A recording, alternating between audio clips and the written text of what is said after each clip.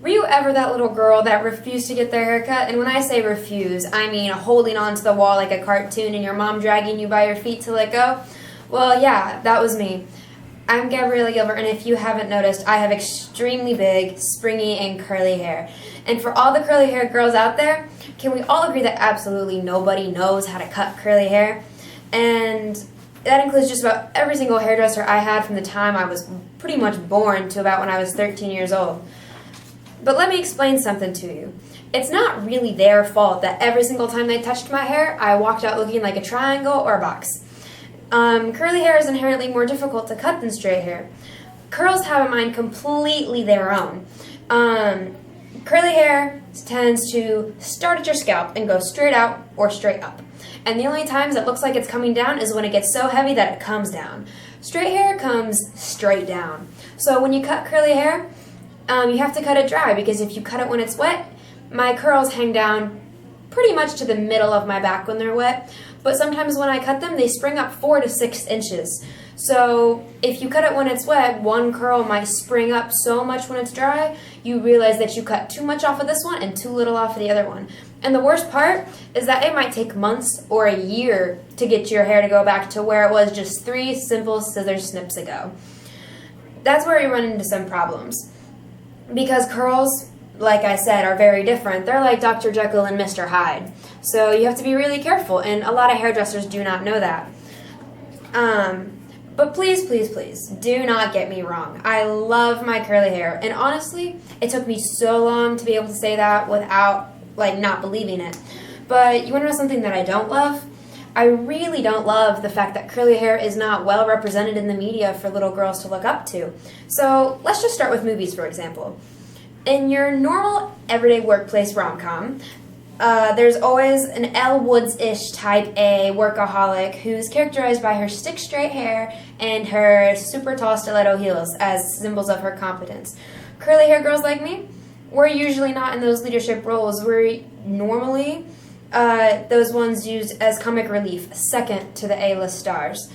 So, for example, let's talk about my favorite movie growing up as a kid, The Princess Diaries.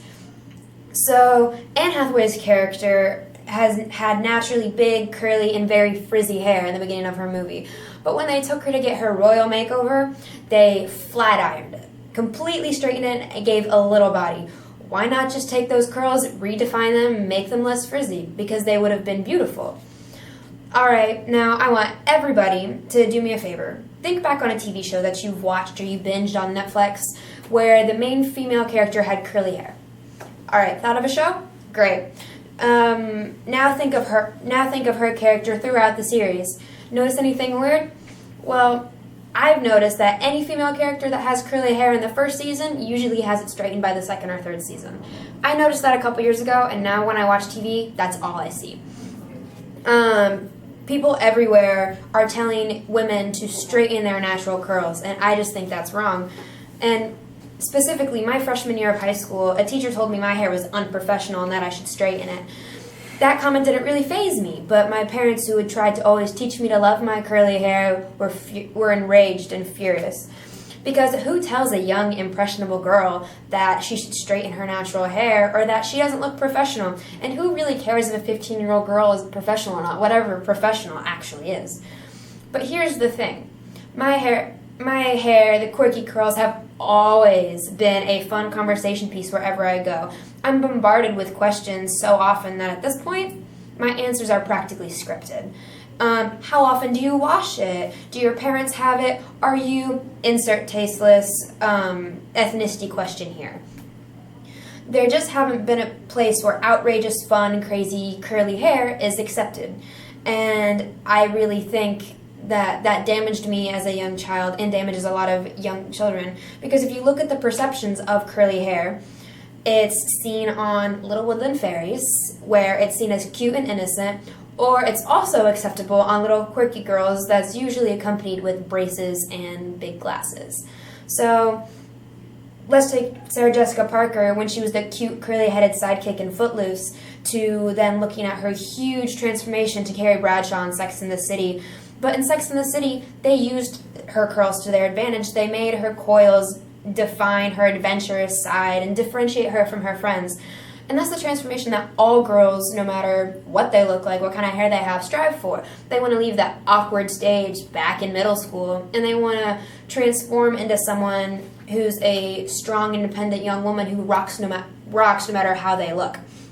But for me, I found it rather difficult to be comfortable with myself during that awkward phase and truly come into my own. That was because there was no one I could really look up to in the world that had curly hair where I could say, wow, her hair looks like mine and it's beautiful. All of the women in the media were constantly having their natural hair flat ironed, and it put a message in my head that maybe my curls just weren't good enough. Because I think the media could potentially be mirroring our own stereotypes on curly hair through the models and actresses we see. Because I think that is something for curly hair, for people with curly hair, cuts really deep. Why am I not seeing people that look like me? And that goes for all sorts of different groups of people.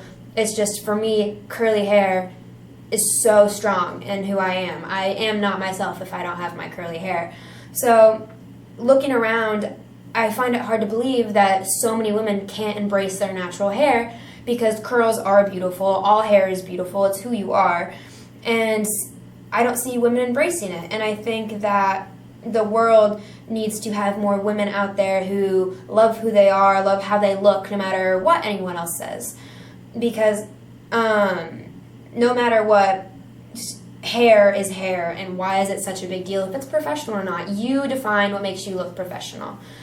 And I think women should embrace their natural hair, whether it's straight like chopsticks or springier than the springiest slinky, and every type of hair in between. Thanks.